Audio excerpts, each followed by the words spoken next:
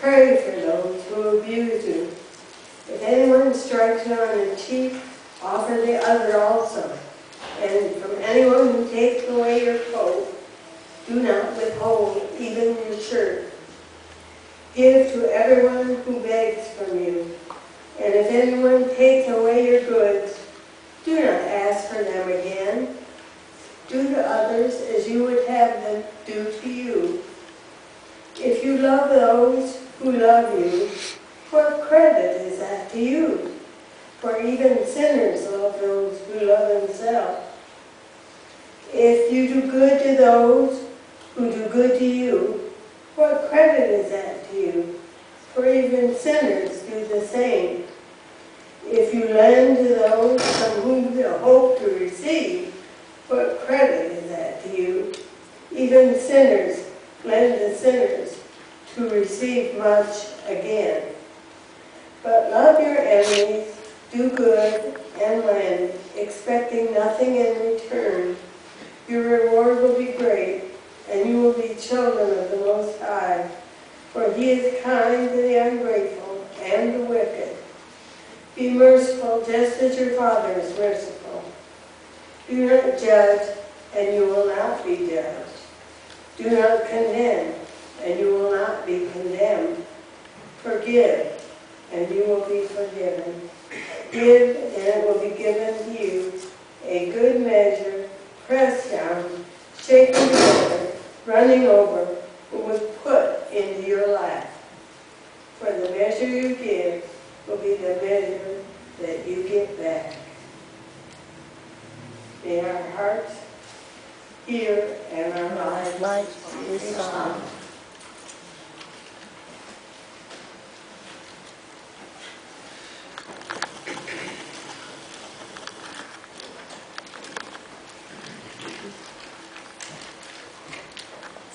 A tricky scripture. It's super familiar, also annoying. Love your enemies. Not usually our first call to be good to people who are not good to us. Kind to folks who hate us. When my daughter Whitney was in kindergarten, I got a call from her kindergarten teacher because she had punched a kid in the stomach. And the teacher said, and I asked her why she did it, and she didn't even have a reason. Well, she's always had a reason, but her kindergarten teacher wasn't famous for sensitivity or listening. So when Whitney came in the door after school, she came in the door, I asked her how school was. She said, fine. So I pulled her onto my lap, and I said, well, let's talk about it a little bit, because I got a call from your teacher. And she said, you punched Joey. She put her head down. And I said, I wonder why that happened.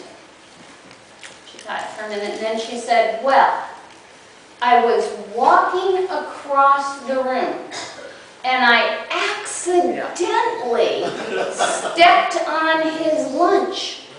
And he got mad at me. And I don't like it when people are mad at me. So I punched him. And I said, oh, and did that help him be not mad at you anymore? Well, no. And did anybody else get mad at you? Well, yeah, my teacher was really mad at me. So maybe if someone's mad at you, is punching a good way to help them not be mad? Well, she thought maybe it wasn't. And I think that's one of the things that Jesus is trying to explain to us in this scripture. People can be breathtakingly mean to us sometimes. They can. Sometimes even friends and family members are shockingly mean and unfair and looking at things all wrong. And I hate it when that happens. But Jesus says, bless these folks, pray for them, do your best to treat them kindly, to do what's right. Might not help, but at least it won't be like punching them in the stomach. Jesus tries to help us move our lives so we are in right relationship with one another. Sometimes there are people who make that so easy. They're sweet, they're delightful, they're kind, they know how to laugh, they tell good jokes, they have cute little kids. All of those things are awesome, and sometimes people prefer to complain because you brought a snack to coffee hour, but it wasn't as good as it could have been. Or people are not picking up fast enough. More people should do that. I don't know, like you or you.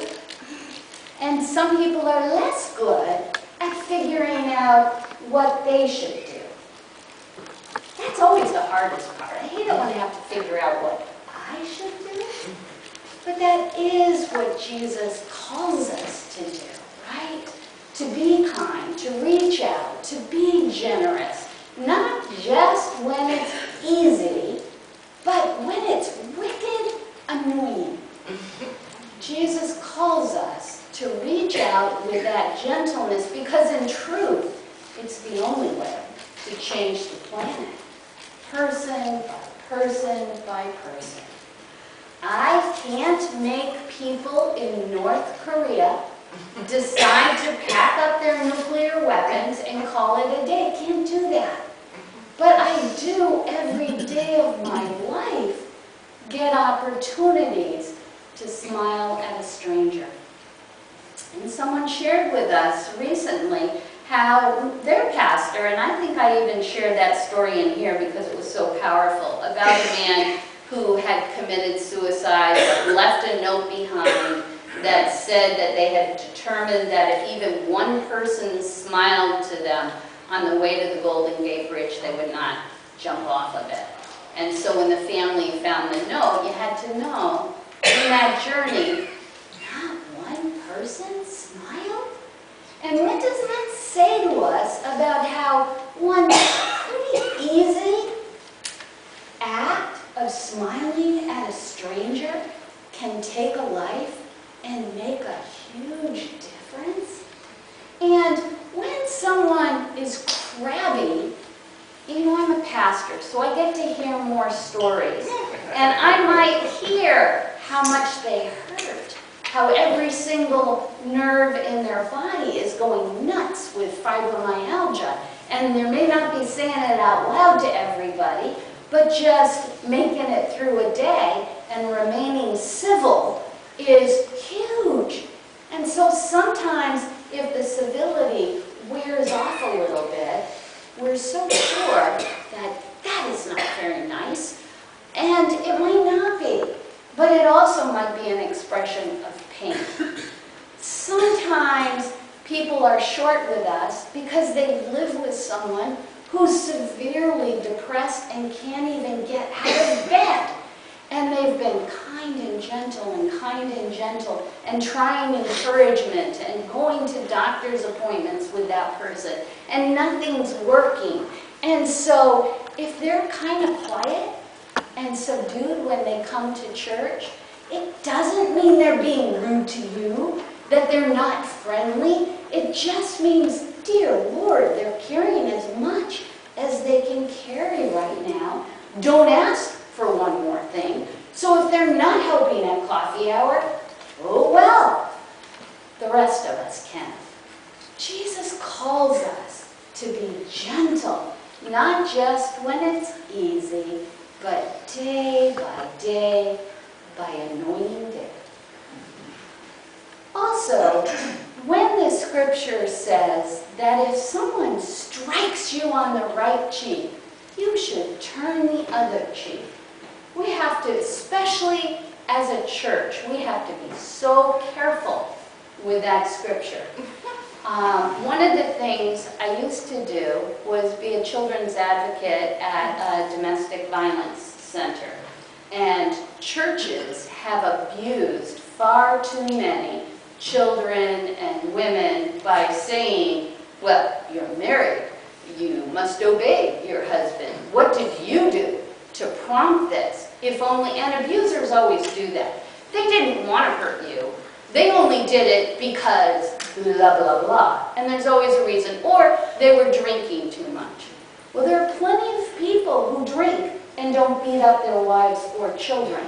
Alcohol can be an excuse for a lot of things, but it is never an excuse to hurt someone. And this is not at all what this scripture is talking about. Not for a millisecond. However, I got to reach out and get the judging piece, because having worked with people who are in desperate situations of domestic violence, everybody has an opinion about, well, if they could just go. I told them they should just leave. Why don't they just leave? Some of us understand that the most dangerous time for a victim of abuse is when they leave. Their risk of, if you stay with an abuser, you will be killed. It's an escalating, ultimately terminal for the victim illness. It is. But your risk of being killed skyrockets the second you leave. And you can have a protection order, but someone with a gun and a violent personality is not so good at saying, oh, excuse me, I didn't know you had a piece of paper. So we have to be really careful about how we judge one another who are in difficult circumstances. We can walk beside them. We can listen really carefully.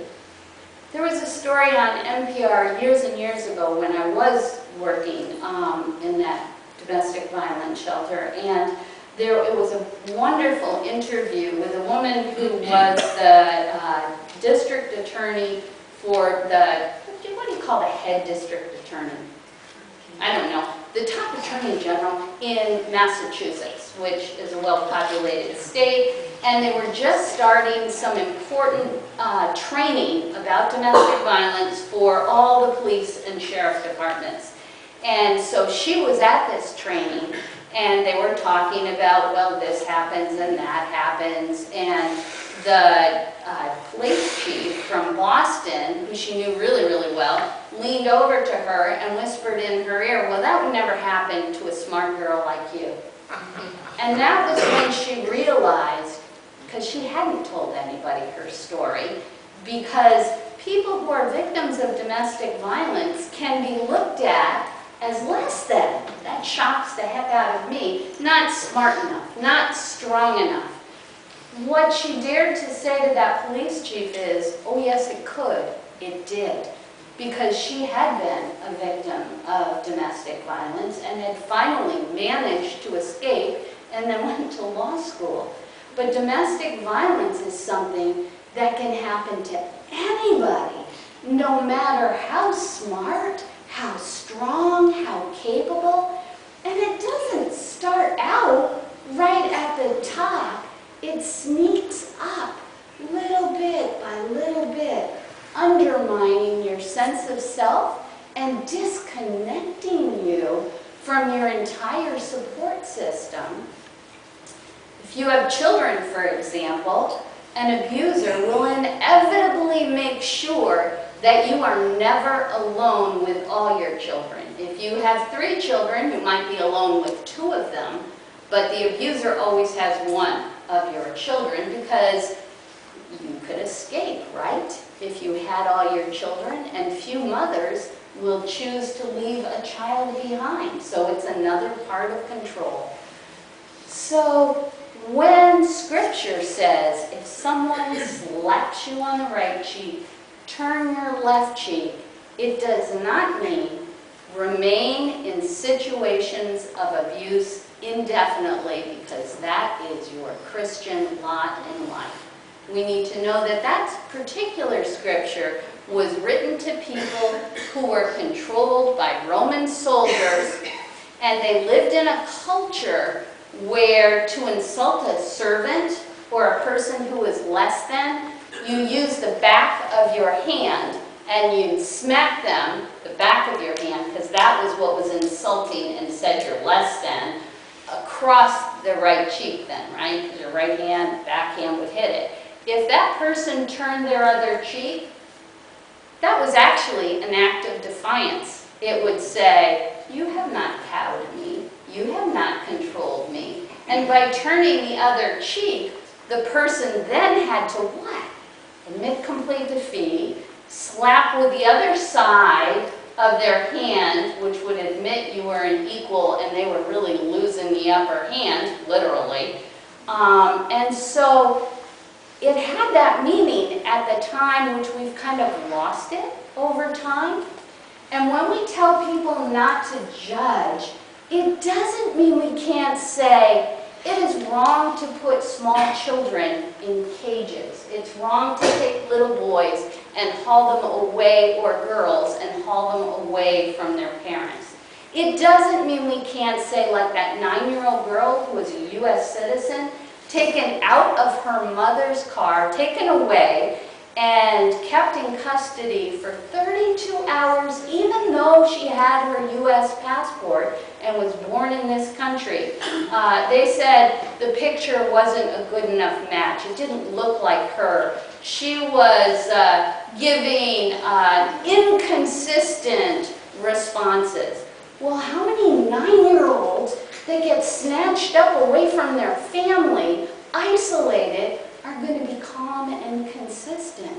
And if you had your passport picture done a couple years ago, does a 7-year-old look the same as a 9-year-old? Hello, those of us who have grandchildren are pretty sure that's not true. So does that mean we can't judge it? We have to just say, well, you know, it's all good. It isn't all good.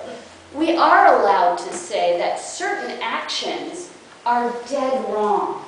But it doesn't mean that we can say this person is off our list forever. We don't get to say that. We don't get to do that kind of judging and that condemning, because each person is a child of God. You know, whatever person in authority has had the job of hauling off children, we can and must judge. That is wrong. But it doesn't mean that that person is condemned by us, because God works in and through all of us, and we have to know that. So when Scripture says the measure we use will be what's given back to us, that kind of gets confusing to me, because wait a minute, we just heard that God is loving and forgiving to everybody, right? God gives sunshine, rain to the just and the unjust. And so now, why is Jesus saying that the measure we give is what we'll get back?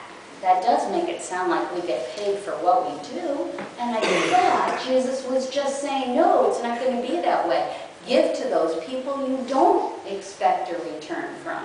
And it sounds like, what the heck, we are going to get back that measure? It makes a lot of sense when you realize what Jesus is talking about is grace. We can never hoard grace. God pours love, pours it in and through each one of us. But if we're stingy with sharing it, if someone needs help and we don't help, if someone asks for something and we're like, no way, I'm not doing that. You know, unless it's inappropriate, in which case it's okay to say that. But what Jesus is talking about is grace, because we do get the measure we give. When we let grace flow through us, we don't run out of grace. Well, I can't help you. I've used up my grace quota for this week. That's not how it works, because whenever we let grace flow through us, ta-da! The measure we give is the measure we get. If we've shared a little grace, we get a little grace more. If we've shared a ton of grace, it comes pouring in and through. God will always meet us where we are, how we are, and help us with this business of helping one another and remembering not to punch anybody in the stomach